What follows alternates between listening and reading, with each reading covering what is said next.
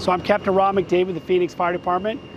We're out here at the Central Arizona Project, just north of Deer Valley Airport, where we will be doing pretty much a demo of our technical rescue teams and the training that goes in for swift water rescue. As we know, monsoon is coming up, and unfortunately with monsoons can come torrential rain, which could also lead to flooding.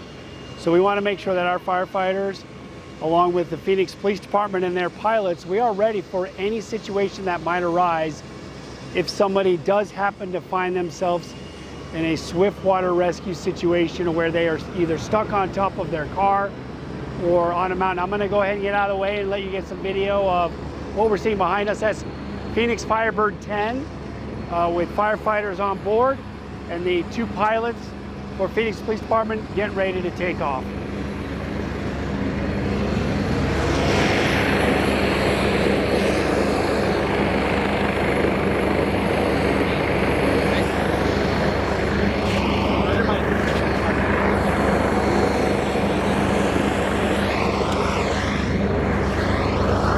Okay, no, when it comes to the helicopter stuff, I know he lost his mind about something a while ago.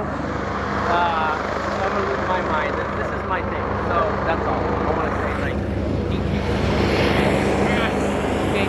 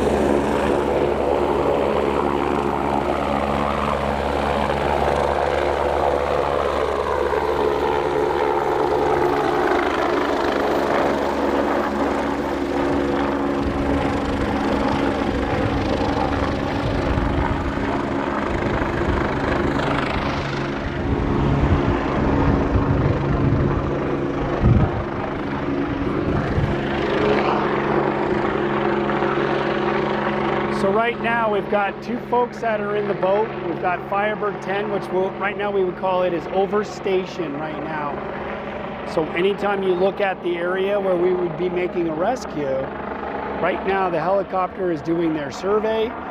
We've got folks on the ground that are telling them how fast the river is going. We've got firefighters on the ground relaying to the helicopter that if there are any impediments in the water, if there are any obstructions, they're going to let them know the wind direction. And then obviously these pilots are well versed. They understand where the power lines are. They know how high those power lines are.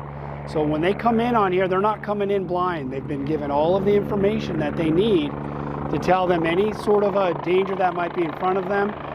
So when they finally make that decision and they are above, they're going to communicate. They're going to drop somebody down and they're going to get that cinch collar on them right now.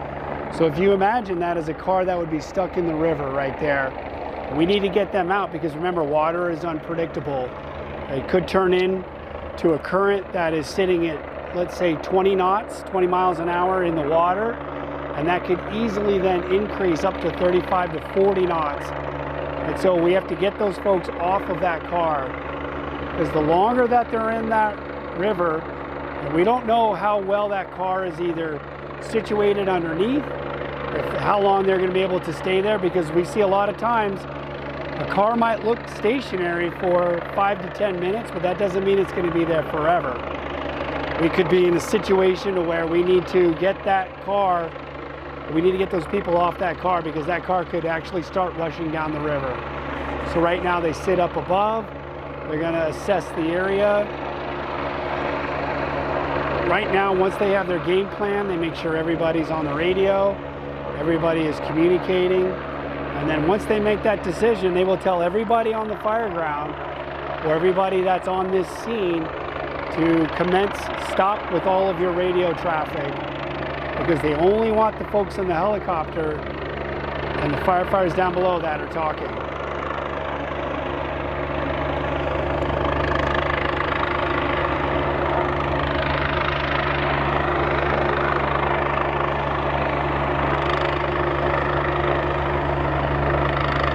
So they'll sit in the hover right now, and I'm sure they're going over some of their, again, when it's a training situation right here, they're probably taking their time to make sure that they're all on the same page. They're all communicating just exactly what the game plan is.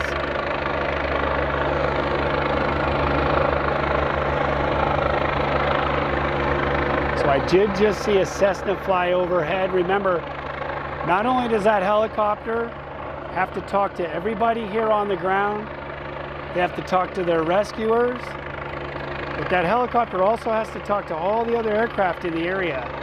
So they're on the radio with Deer Valley Tower. They're talking to them.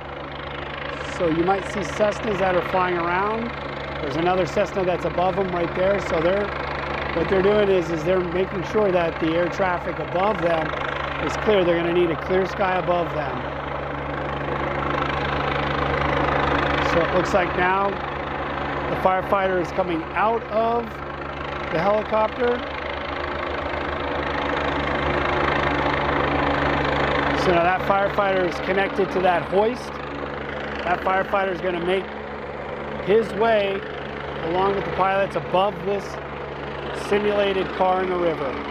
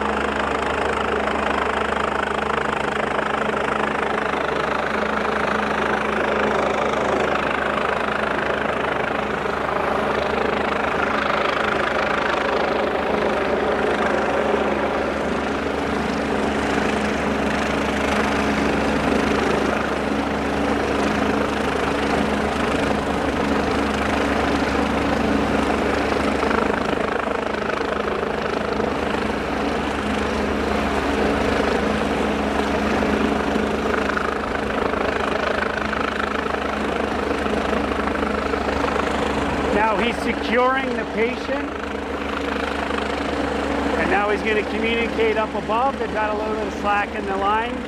They want to tighten up that slack, and now they're both airborne.